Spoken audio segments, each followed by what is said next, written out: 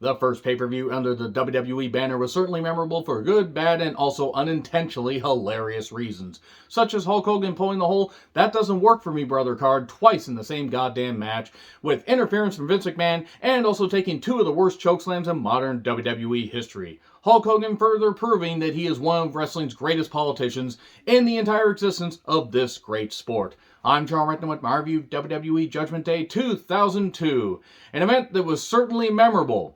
I mean, really, there was some great goddamn shit on this show, but my fucking goodness, that main event. You thought their 1991 matches were bad. Oh, baby, you just ain't seen nothing yet, brother. So, yeah, let me know your thoughts on this show in the comments, please. Tagline was Judge, Jury, and Executioner. Enough about Terry Gordy under a mask during the latter part of his wrestling career for no goddamn reason. Terry Gordy, his teaming with Dr. Death, such a great goddamn powerhouse tag team, and just such a gift for pro wrestling. He was such an integral part of the Freebirds, my fucking goodness. Terry Gordy, he packed a lot into, I mean, he started out young. I mean, I'll do a Terry Gordy video at some point, or maybe talk about some of my favorite matches from his career, but just looking at what Terry Gordy was able to do, just, from a teenager to, into his mid-30s, he did suffer some health issues, unfortunately. He did some great shit. But we're here to talk about Judgment Day 2002, which was in Nashville, Tennessee at the Gaylord Entertainment Center. I reacted to that name with the good taste and maturity you all come to expect from me. 14,521 fans. I imagine that's pretty close to a sellout. The Heat match was Regal beating D'Lo Brown to retain a European Championship. I would like to have seen that match, even if it was only just a few minutes. So, the American Badass intro. Now I lay me down to sleep. I pray my soul is mine to keep. And if I step outside this bed, well, I don't know, give in to all evil, and now we're back from the dead. I don't know what the hell the girls were saying. Creepy children are creepy. So, as we seen wrestlers swinging from the gallows, more on that in a bit. There were tombstone entrances. It was kind of cool, like 3 tombstones. JR and King call the action, while Cole and Taz just do bullet point stuff, talking about the SmackDown matches.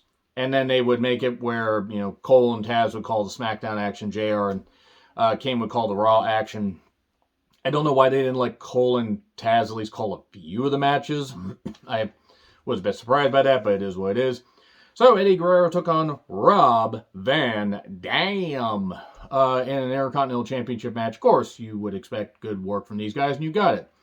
These two always work well together, and it's a good pace, and they both missed their frog splash, but Eddie got a backslide with using the ropes, 1, 2, 3, and then they would go and have a ladder match. I believe not on the next Raw, but it would be on the Raw the following week, where a fan would push the ladder.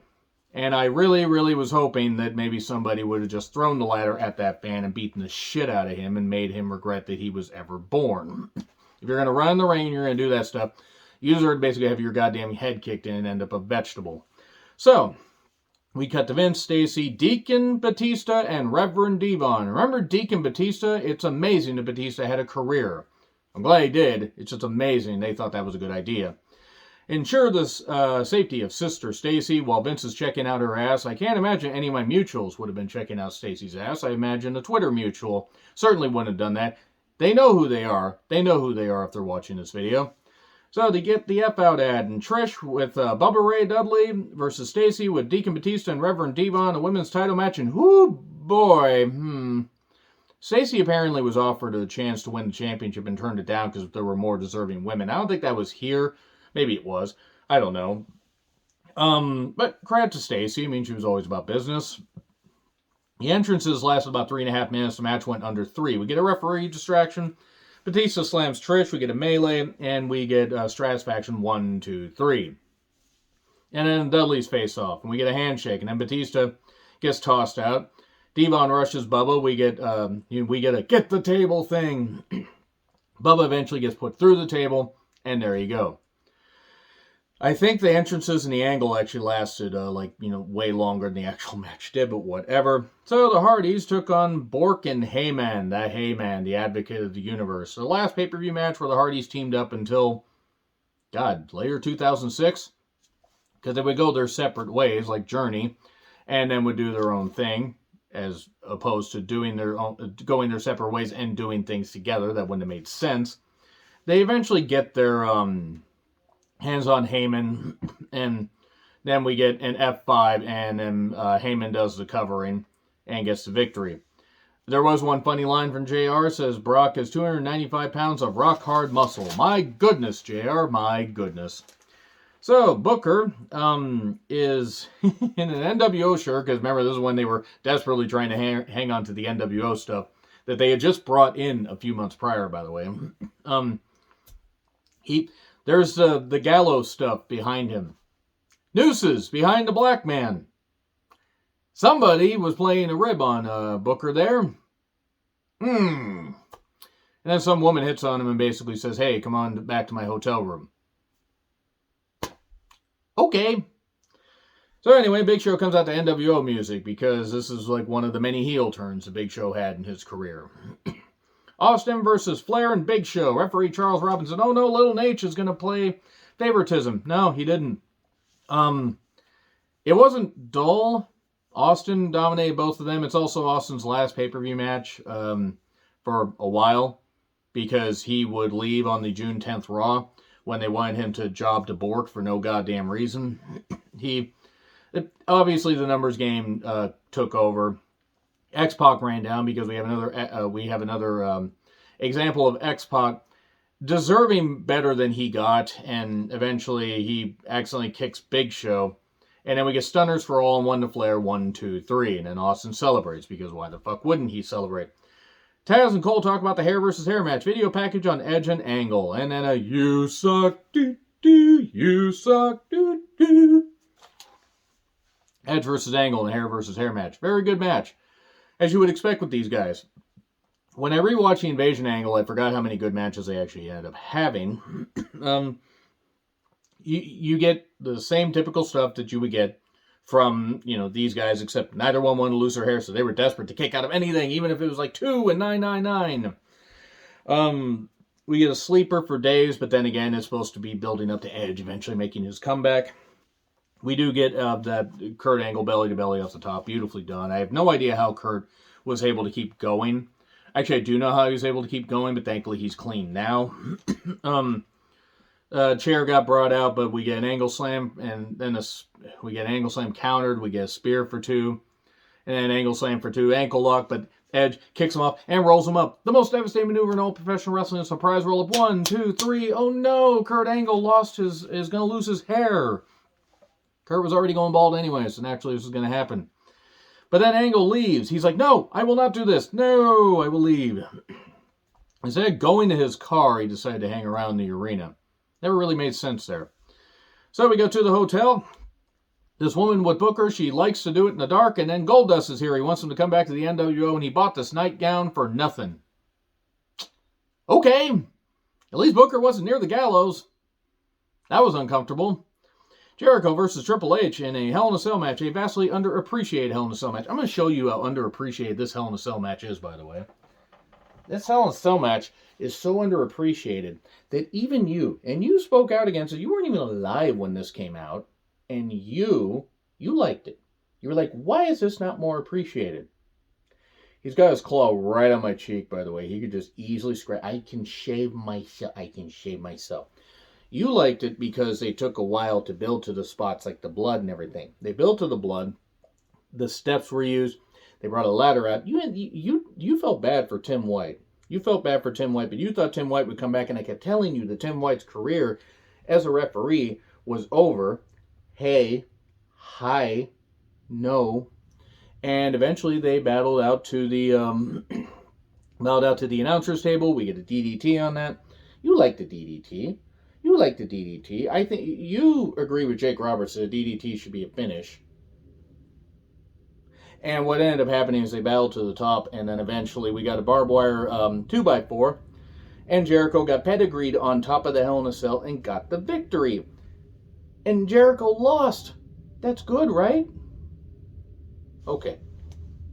Anyway, he wasn't very happy with Tim White's career being ended. I mean, he was actually sulking for a while, and I had to pick him up and I had to bring him on here. Enjoy the cattail. Enjoy the cattail and the silver spoon, Little Boy Blue, and the Man in the Moon.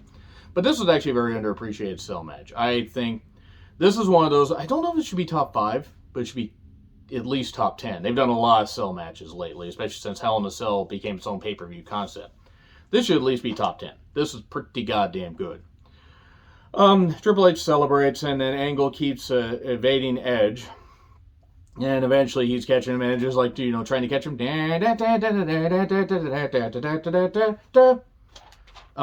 We get a sexual chocolate vignette because they were going to bring Mark Henry back as sexual chocolate. And then I think he pivoted to just being the world's strongest man. Because they realized the sexual chocolate thing had kind of worn out its welcome. Maven was on a date with Tori. Tori just putting him right out there. Maven putting his eyebrows right out there.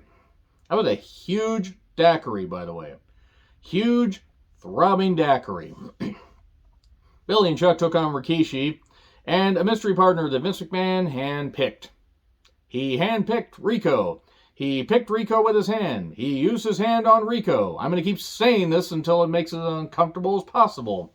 Tag title match, and there was a totally missed Samoan drop at one point. Just totally missed. I don't know what the fuck was going on. Rikishi wasn't very motivated by this point. Or at least didn't seem to be. Rico accidentally kicks Chuck and Rikishi pins him, so now Rikishi and Rico are the tag team champions. Good job there. Then we go back to Edge and Angle. Kurt attacks Edge and he's putting him in a chair. He's like, I'm going to shave him bald. And then Edge slaps a sleeper on him and shaves his head. And this is pretty hilarious because Kurt got his head shaved, with the clippers and everything. In fact, I got to cut my hair soon too. Kurt's selling this like crazy. It is fucking great. Kurt selling this like crazy. It's just goddamn great. I mean, I got to say this much. I got to say this. If I offered you some money to help shave my head, and you didn't want to shave my head. You don't want to shave my head. But see, you like the fact that Kurt got his head shaved because even you admit, even you who knows nothing about human hair, you liked that they embraced the fact that Kurt was going bald. They embraced that he was going bald, and there you go. So, yes, Kurt Angle's bald. He would do the Buddy Roberts thing where he wore the wig and all that and the headgear, and that was pretty funny, wasn't it? That was funny. You know who the hell Buddy Roberts is? I showed you some world-class stuff. So basically we get Undertaker making his entrance and Kurt Angle making his entrance. And then, or not Kurt Angle, but Undertaker versus Kurt Angle was a better match. Hulk Hogan making his entrance. He was the undisputed champion. And if you thought their matches in 1991 were bad, oh boy. There was a cool backdrop spot and a superplex spot. You're going to analyze this match. And then you will get a treat. Hi. But yeah, they basically just did a whole bunch of bullshit, a whole bunch of stuff, and we got Hulk Hogan hulking up. Undertaker at one point hitting a choke slam. That choke slam was really bad. I mean, Hogan's knees were shot and everything and all that stuff and whatever. There was really nothing going on here. And then Vince comes down. Vince gets brought into the ring and laid out, and he even gets hit with a leg drop to further, cement that feud that doesn't happen for like another almost year. And then Undertaker hits him with a chair, hits him with another chokeslam. 1, 2, 3. Undertaker is the new... Ow. Ow. I kind of deserve that. Undertaker wins the Undisputed Championship. He wins the Undisputed Championship, and seriously, those chokeslams it was really fucking sad to watch that. It was really, really fucking sad to watch that. He just couldn't... Hogan was never he was never somebody that could get a ton of spring in his step. I mean, especially after all the leg drops and all the stuff that he did and everything. But eventually, it's just wow, whoever thought... I understand him maybe not wanting to go up for the tombstone, but you could have come up with something else. Hit him in the back with a chair and cover him or something. I don't know what the fuck you're doing. But this is just ridiculous. Okay, you know what? We're closing the show. So yeah, Undertaker is the Undisputed Champion. He puts a chair on Hogan's throat and beats him down afterwards. So yeah, that's it. That's your judgment day. That's your judge, jury, and your executioner. Speaking of executioner, this fucker's probably going to execute me right after I finish this video. So yes, wave goodbye. Anyway, so yeah, agree, disagree what I said. Like, share, subscribe, Twitter handle in the description. I'm John Ritland. That's the producer's tale, and I'll see you soon.